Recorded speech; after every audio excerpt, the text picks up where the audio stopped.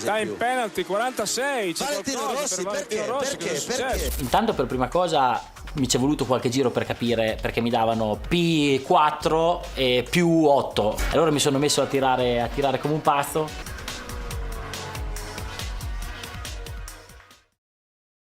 Quando uno si trova in quello stato, in quella bolla dove può fare letteralmente quello che vuole, si vede. Ad oggi questo viene tradotto con il termine prime, cioè il periodo di massima prestazione di un atleta, se parliamo di sport, ma si può adattare in altri contesti. Ecco, a Phillip Island del 2003, 15ª e penultima gara del moto mondiale, Valentino Rossi ha dato questa dimostrazione di essere nel pieno del suo prime e di essere di un altro pianeta. Oggi parliamo di questa storia, ma prima di andare avanti ragazzi, per vedere questi tipi di contenuti e molti altri iscrivetevi al canale e attivate la campanella delle notifiche, così non vi perdete nulla, perché di recente è uscita anche un'altra storia sul canale, la trovate qua nelle schede o in descrizione, è molto importante per portare avanti il lavoro qui sul canale e gli altri miei social.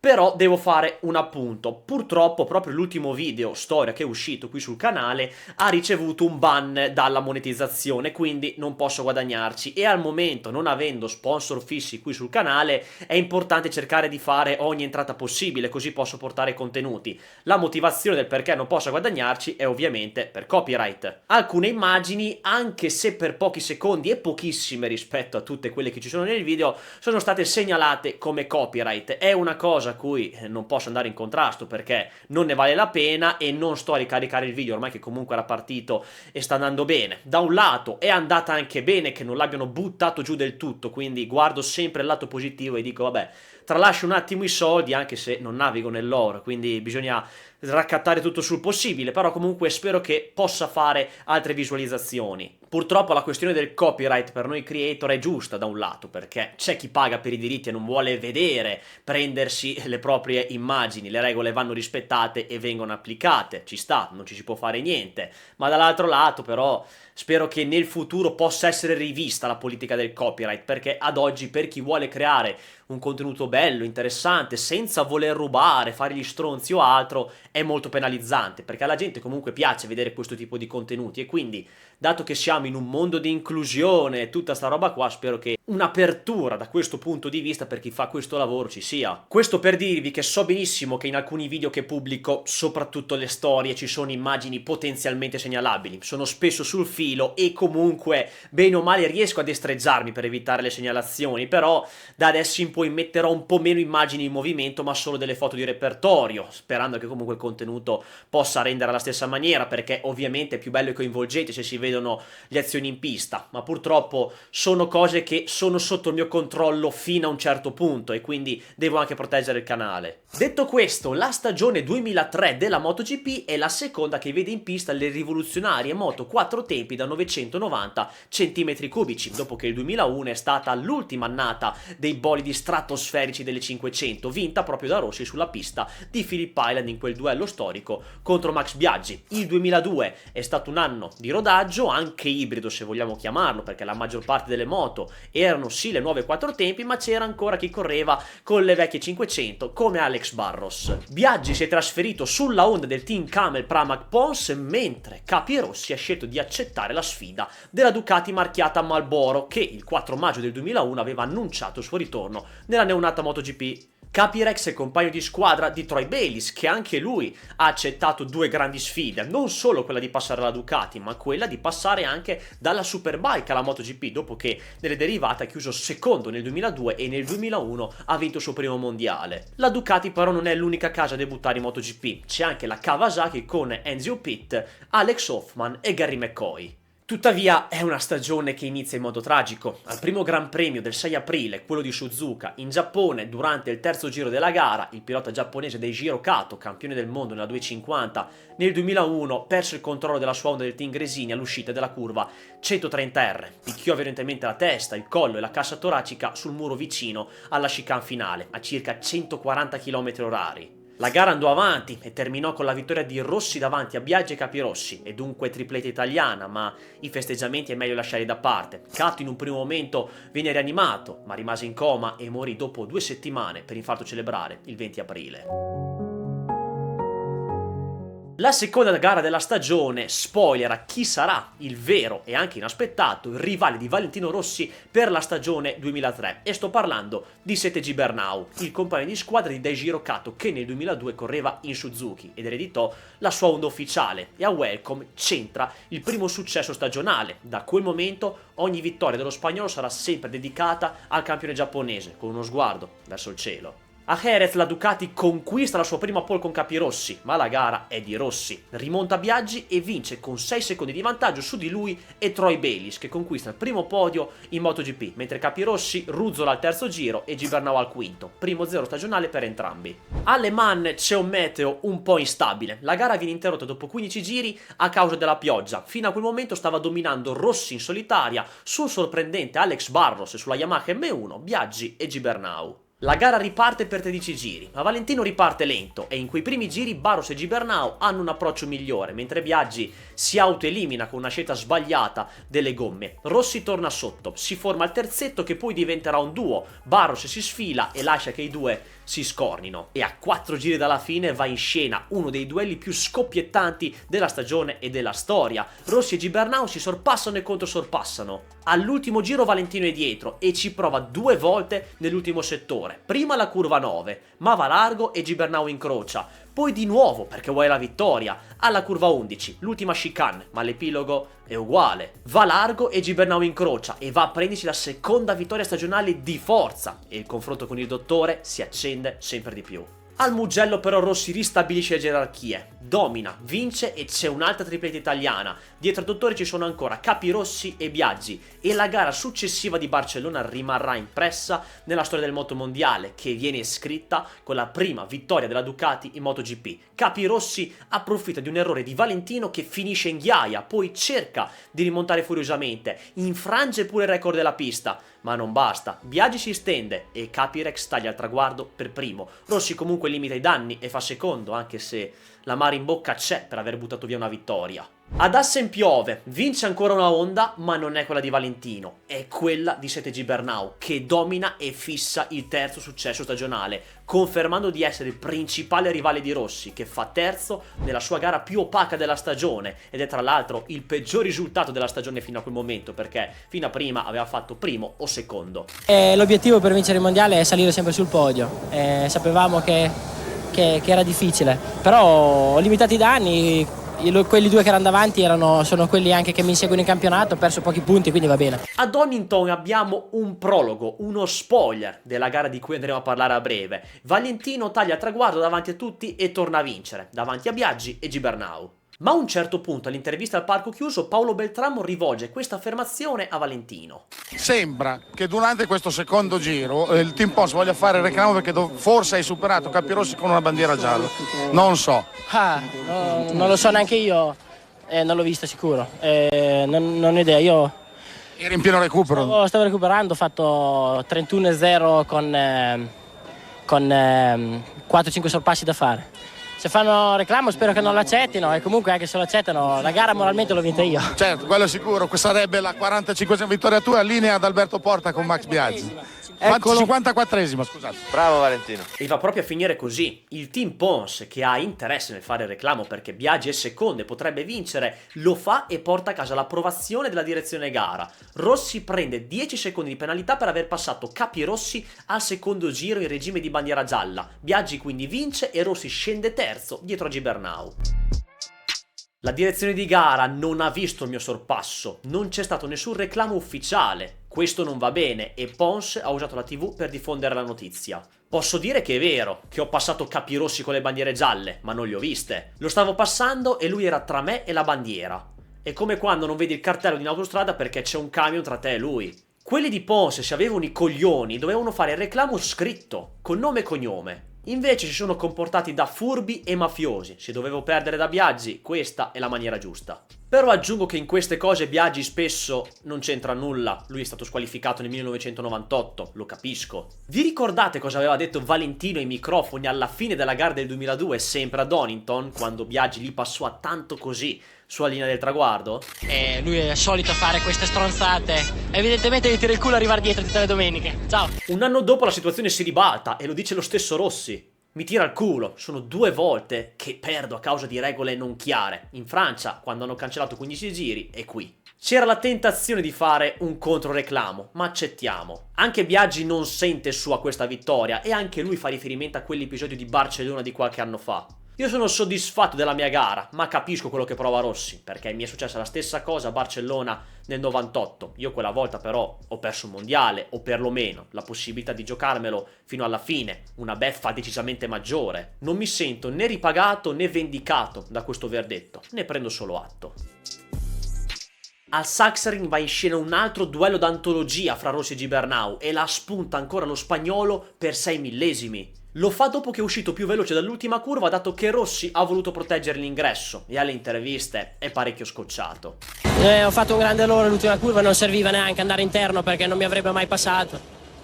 Quando sono andato a frenare mi si è chiuso davanti, non ce l'ho fatto rallentare, ho perso, dopo ho dovuto aspettare per aprire il gas. Peccato. E quindi no, non è stata una gara tattica, è stato solo un errore l'ultima curva. Spettacolo stupendo, e questo 7 che sta diventando un po' la tua bestia nera. Spettacolo stupendo, per me non tanto.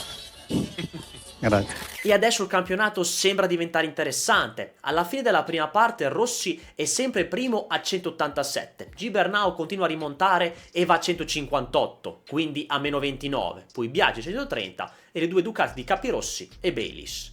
Iniziano sempre di più ad intensificarsi le solite voci del pubblico. Valentino inizia a perdere colpi, vince solo perché guida la Honda, è lì solo perché ha quel mezzo lì e soprattutto quello ufficiale perché sta perdendo contro 2 Honda satelliti. I soliti discorsi da bar che sentiamo anche oggi, e il rapporto però tra Rossi e la Honda non è così idilliaco, c'è qualche attrito ed è da inizio 2003 che ci sono dei contatti con la Yamaha e con la Ducati, quindi la possibilità che Valentino cambi c'è, e durante la stagione ci sono sempre stati più incontri fra il pesarese e la Yamaha. Al ritorno dalla pausa estiva serve una scossa e Rossi risponde da Rossi. A Brno vince in volata su Gibernau dopo un altro duello da capogiro, torna a vincere dopo 4 gare da astinenza, anche se per molti ancora trionfa solo perché ha la moto e per la Honda conta il mezzo, basta vincere, non chi guida. Quella gara di Brno verrà anche ricordata con una delle famose gag di Rossi con i carcerati, con la metafora del condannato a vincere.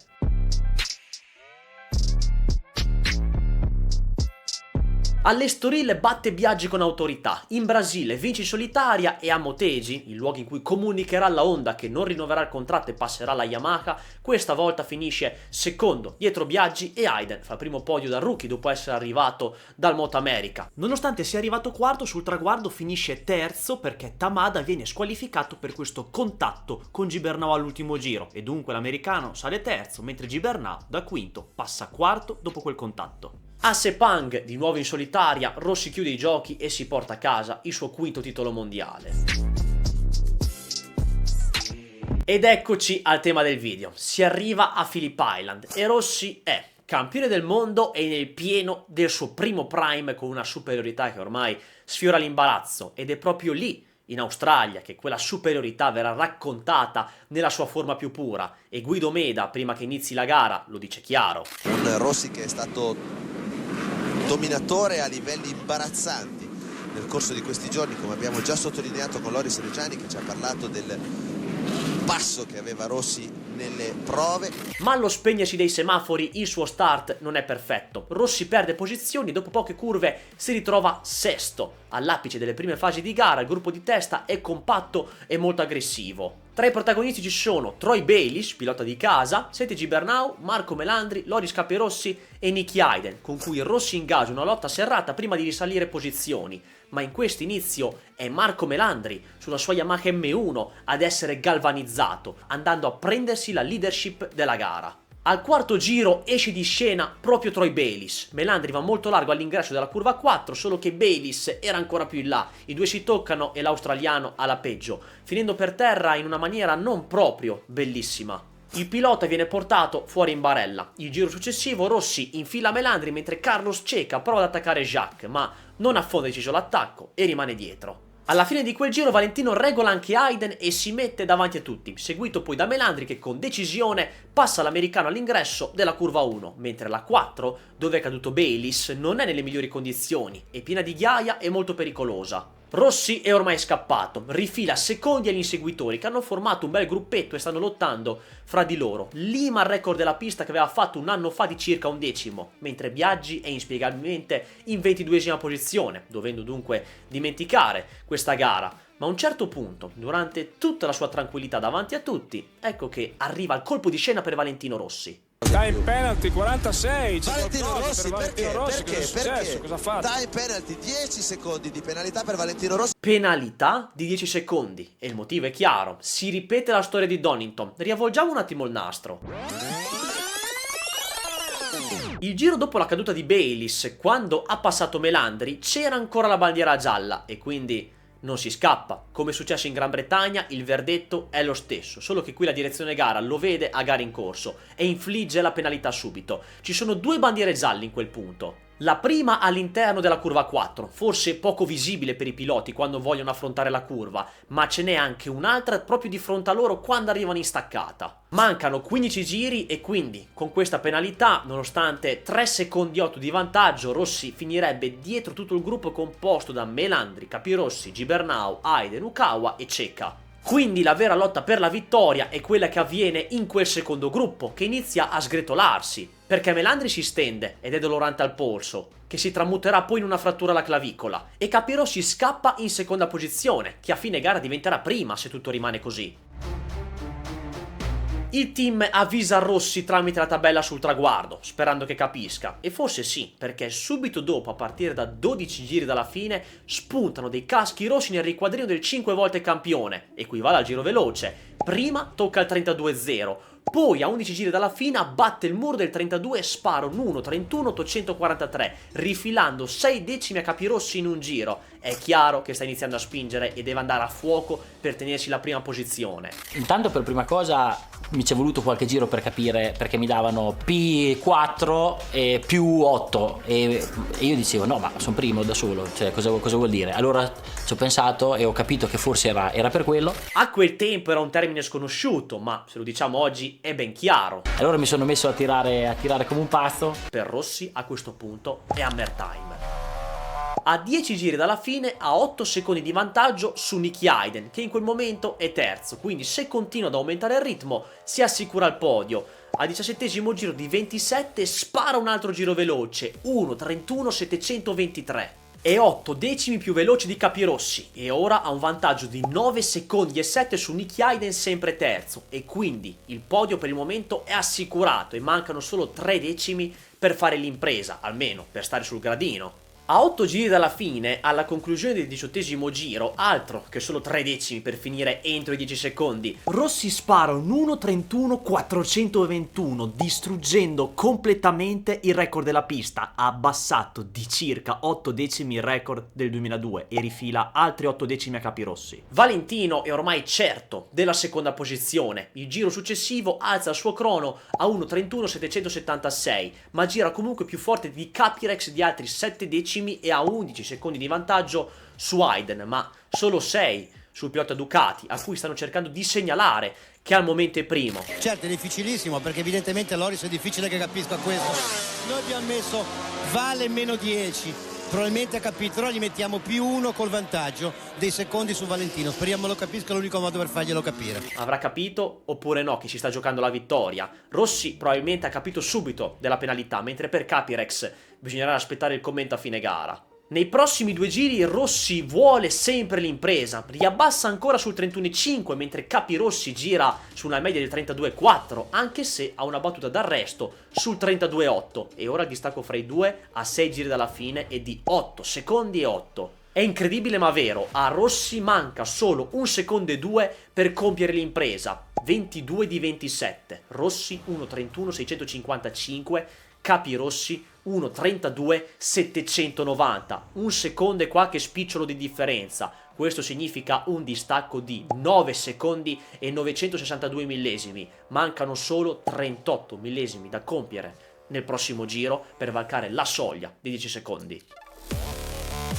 Al giro successivo, quando ne mancano 4, l'impresa è al momento di uscita. 10 secondi e 392 millesimi. Valentino in questo momento scavalca Capirossi nella classifica virtuale e torna momentaneamente primo, grazie all'ultimo passaggio in 31,9, dove ha preso altri decimi sul 32,4 di Capirossi. Loris Reggiani, al fianco di Guido Meda al commento, dà questa sentenza. Valentino per la terza volta in questa stagione ha dovuto scoprire le sue carte. Le sue carte parlano abbastanza chiaro. La seconda onda in pista, quando Valentino la tirava, prendeva più di un secondo al giro. Già, forse qualche avvisaglia per la stagione 2004 si poteva intuire, ma comunque Rossi ha varcato la soglia di 10 secondi e quindi può tranquillizzarsi. Beh, non proprio. All'inizio del penultimo giro il distacco aumenta, ancora 12 secondi e 5. All'inizio dell'ultimo giro è scioccante vedere il nuovo distacco, 14 secondi, imbarazzante. E si arriva alla fine dell'Odissea, con Rossi che taglia il traguardo, ovviamente per primo, con Capirossi secondo che chiude dopo un bel duello all'ultimo giro. Sono rimasti loro due e Ukawa di quel famoso gruppettino. L'ultimo ad averlo lasciato è stato Carlos Ceca dopo il lungo. E c'è spazio a fine gara per un omaggio di Rossi a Barry Scine con una bandiera con stampato il numero 7. Prima ci chiedevamo se Capirossi avesse capito della penalità di Rossi e che era virtualmente primo. Beh, ora al parco chiuso possiamo sciogliere i dubbi. No, non ho capito, mi dispiace che all'inizio con Marco era veramente aggressivo, stava andando forte, faccio i complimenti, però eri in mezzo e non riuscivo a passarlo e ho perso troppo il contatto, però sono contento, è una bella gara. Ma tu cioè avresti potuto andare più forte e limitare il distacco entro i 10 secondi? Avrei potuto andare più forte, però non lo sapevo e quindi non ho capito. Peccato, eh. Cosa ha pensato comunque, quando ha visto i cartelli? Cioè, cosa hai pensato? si sarà quando hai visto quei arrampicato? cartelli strani, perché non erano proprio... Avevo il vantaggio che avevo da quelli di dietro, che andavo a prendere lui non capivo niente. Alla fine hai smesso di guardarlo. Esatto. Io purtroppo l'ho visto sulla lavagna solo a 15 giri dalla fine, penso. E mi ci è voluto 2 giri per capire cosa stava succedendo, perché mi davano P8, meno 10 e poi ho capito perché non va bene, non si vedono le bandiere gialle, non si vede che c'avevo la penalità, non si vede un cazzo. Bisogna che se si fa un regolamento così, bisogna che ci mettiamo la radio e ce lo dicono. Avete sentito bene, la radio. Valentino l'ha detto come battuta, ma 20 anni dopo hanno preso veramente piede i test degli auricolari nel casco del pilota. Prima con segnalazioni computerizzate, proprio come diceva Rossi, nel senso che ti arriva un messaggio che ti indica che bandiere ci sono, e poi vabbè, vogliono pure le comunicazioni con la squadra. Mi sta venendo nervoso, quindi andiamo avanti con Vale. Se no così, cioè, è impossibile. 2 gare già, vabbè, questa è andata bene alla fine, però è già 2 volte che mi succede. Benissimo. Non penso che lo faccia apposta. Phillip Island 2003 non è stata solo una gara vinta, è stata una dichiarazione di potere. Valentino Rossi quel giorno non aveva nulla da dimostrare. Era già campione del mondo, poteva tranquillamente gestire, controllare, portare a casa un piazzamento, e invece no. Aveva già dominato una stagione intera, perché va bene quelle battute d'arresto della prima parte, ma dopo l'ultimo ballo con la Honda a Valencia, l'ultima vittoria della stagione, se andiamo a vedere i suoi risultati si parla proprio di prime, perché fino a quel momento è stata la sua miglior stagione in assoluto senza mai scendere dal podio. Dico fino a quel momento perché se andiamo a vedere il prime della carriera di Valentino Rossi, che va dal 2001 al 2005 in termini di risultati mondiali, ma ci potremmo mettere anche il 2006 perché va bene, non ha vinto, è stata una stagione sfigata di cui presto parleremo, ma era comunque il più forte lo stesso fino a quel momento. Ma dentro il prime di Rossi ne possiamo evidenziare 2. Quello con la Honda, con l'apice nel 2003, e quello nel 2005 con la Yamaha, perché in quell'annata ha replicato circa gli stessi risultati, non è mai sceso dal podio, ma stona quello 0 di Motegi dove ha tamponato Melandri. Perché il prime non è solo una questione di velocità, il prime è quando la testa, il corpo e l'istinto sono allineati, quando non esiste il concetto di accontentarsi, quando anche una penalità di 10 secondi diventa solo un'altra variabile da annullare. A Phillip Island Rossi non ha corso contro gli altri piloti, ha corso contro il tempo, e quando un pilota arriva a quel punto, quando decide di spingere oltre ogni logica, succede quello che abbiamo visto: giri impossibili, record distrutti, distacchi che diventano imbarazzanti. Non è rabbia, non è frustrazione, è fame. La fame di chi, anche quando ha già vinto tutto, non sopporta l'idea di perdere. La fame di chi vuole dimostrare che non è la moto a fare la differenza. La fame di chi, nel pieno del suo prime, sente che può fare letteralmente quello che vuole e che ha detto: no, col cazzo, un'altra volta con la penalità di 10 secondi non me la mettete nel culo.